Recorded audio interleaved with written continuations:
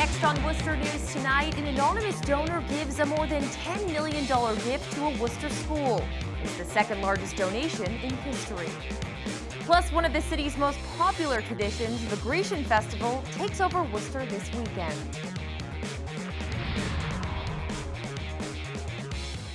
Good evening and thank you for joining us. I'm Anna Botari. A biannual tradition in Worcester, the Grecian Festival, makes its way back to the city. For more than 40 years, the celebration of all things Greek has seen and fed thousands. Festivities kicked off Friday for what become one of the largest cultural celebrations in Central Mass. Our Cam Jandro was there and has the story. Food and family. The Grecian Festival returns to Worcester's St. Spiridon Greek Orthodox Cathedral. We have a very vibrant community, and it's filled with people that love this church but also love Worcester. In its 42nd year, it's a celebration of all things Greek, whether it be food, entertainment, or music. But Father Demetrios Moraitis says the festival also serves as a thank you to the city of Worcester. We give the community a blessing in return by sharing our culture. We can't just take, because Worcester has given this community the opportunity to excel. The most popular part, of course, is the vast array of authentic Greek cuisine. Dozens of food options, from kebabs to desserts. But for some, it's a chance to learn about the Greek culture, like Lieutenant Governor Karen Polito, who married into a Greek family. As a family, we're always looking for things to do, and I think it's important that people understand what the Greek culture is, and it's an opportunity to learn if you aren't Greek. There are some people that don't know exactly what the Greek Orthodox faith is, so those who wish to have a tour of the church, we do so. The cathedral will be full of vendors and dancers all weekend, and as the festival inches closer to 50 years in the city, organizers hope the younger generations continue the tradition. The fact that they are interested and they're learning those things gives me some hope that these recipes and this tradition will be passed on from generation to generation. Now, the three-day festival runs through Sunday night here at St. Spiridon Greek Orthodox Cathedral in Worcester. Organizers expect to feed and entertain thousands, but they say that for the weekend, everyone is Greek. At the Grecian Festival in Worcester, I'm Cam Jandro, Worcester News Tonight. Thanks, Cam. He also brought us back some of that food, and it was delicious. A hands-free driving law goes into effect in Rhode Island today. If people are seen talking on a handheld phone, police can pull over drivers and ticket them $100. The Massachusetts Senate passed similar versions of the bill in 2016 and 2017, but not in the House. The most recent version includes fines up to $500 for drivers using handheld phones. Senator Michael Moore says the latest legislation was sent to the House last June. I think it's vitally important that we do something with it. Now, the bill could always be addressed in informal session if there's not a lot of major differences in the bill, which means we have until December 31st. But usually something of this significance you'd want to pass in the formal sessions, which means we've got about 2 months really to try to get this bill through. Connecticut, Vermont, and New Hampshire also have hand-free driving laws in place. 2 men are sentenced to prison this week after pleading guilty for their roles in a 2015 fire. According to the Telegram, Lionel Bermudez and Scott Phelan pled guilty to charges of arson of a dwelling and conspiracy in connection to the fire on Dixfield Road. Prosecutors say the men were recruited by Kevin Crozier to set fire to his home. Crozier lived there with his girlfriend, Sabrina Hathaway, who has been missing since 2014. Crozier was sentenced to 6 years in prison last week. A Shrewsbury man is sent to Bridgewater State Hospital Friday for an extended evaluation to determine if he is mentally competent to stand trial. Andrew Burke has pled not guilty to charges of trying to break into the Worcester Islamic Center last year. According to the Telegram, Burke has a history of mental illness and was sent to Bridgewater State Hospital last year when his case was pending in district court. He's currently under indictment on charges including vandalizing property, assault to intimidate, and assault and battery on a police officer. In an effort to raise attention on gun violence, dozens will gather this weekend for National Gun Violence Awareness Day in Worcester. It's the first time the Central Massachusetts chapter of the state's coalition has hosted an event on this day, and they hope others will work together to reduce gun violence in the state. Our Rosalind Flaherty explains.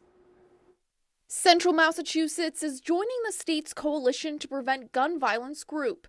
Dozens will gather in Worcester on National Gun Violence Prevention Day to raise awareness and honor victims of gun violence. To talk about the various strategies, legislative, local, and to gather support, momentum, ideas to rejuvenate the local effort. Reverend Aaron Payson says supporters of the group are encouraged to wear orange.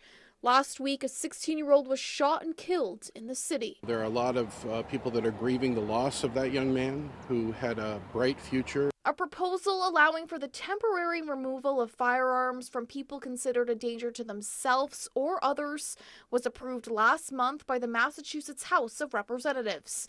Senator Mike Moore says Saturday's gathering couldn't come at a more perfect time. I think will also help us focus our efforts on this legislation and hopefully remind my colleagues and the public why it's important that we need to pass legislation like this. Reverend Payson says he hopes meetings like this will make a difference and keep the issue at the forefront. So that we are able to unite as a community around the issue of safety and the reality that guns are present in our community.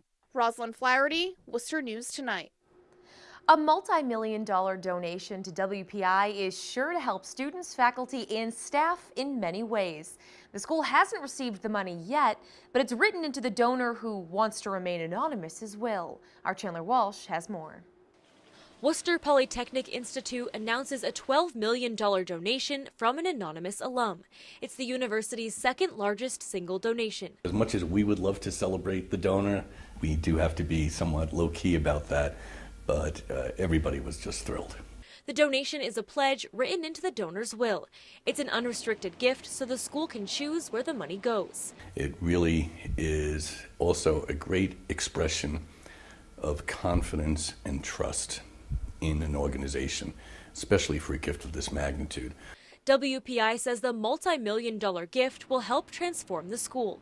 Phil Ryan graduated in 1965 and has already seen a transformation thanks in part to past donations. He says many alumni give for this reason. They were enabled to have a WPI education because someone came before them. In some cases, they were named scholarship and they knew who they were. In many cases, they were anonymous donors who built the infrastructure here, who funded professors. Recent grads say donations like this one made attending WPI possible, and they continue to see growth on campus. Donations of any magnitude just make such a huge impact on campus due to scholarships, campus beautification. For others, the gift is a push to succeed. It kind of inspires us that somebody from WPI has reached to that point in life where he or she is capable of donating that much amount, so why not for us? Chandler Walsh, Worcester News Tonight. For those of you with a sweet tooth, today is National Donut Day. And while it's a fun day with a lot of deals, it does have a more serious past.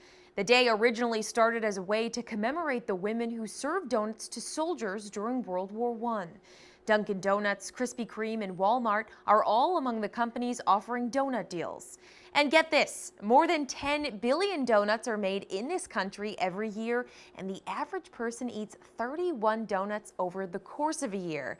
I feel like that's a lot, but speaking of sweet tooth, a Central Massachusetts Herbert's Candy Mansion has been around for more than a century. The candy shop says while they try to keep things original, they also have to keep up with the times. Our Brittany Schaefer has more. It all started out of Frederick Hebert's home in 1917. And now more than 100 years later, the Candy Mansion has become a staple in Central Massachusetts. 101 years, which is pretty amazing in today's world, particularly with small manufacturers. The chocolate makers moved to their permanent location off Route 20 in Shrewsbury back in the 1940s. CEO John DeLiso says the light fixtures and stained glass inside are all original. The character of the place actually is one of the things we try to preserve. A lot of our products were in fact developed in the 40s and the 50s and the 60s, and although packaging may have changed a little bit, our tried and true formulas remain the same. The company now ships their sweet treat all across the country. DeLiso says a big part of being a successful small business has been adapting to change over the years. Keeping yourself and reinventing yourself and staying current. The way we distribute products today is not the way it was done 100 years ago. We didn't have the internet, we didn't have websites, and so we do a lot on our website now. The company says Central Massachusetts has been the perfect home. Today we had a lady whose husband hadn't had the white chocolate in about 40 or 50 years, she said, so she was bringing some home to him back to Florida. So it was nice that she stopped in while she was here visiting family and bringing the tradition back home with her. You hear kids and all the screaming and yelling and the excitement. It kind of makes all of our lives, a little brighter. The mansion also just opened their outdoor ice cream window for the season, and it was a popular spot on Friday. Brittany Schaefer, Worcester News Tonight.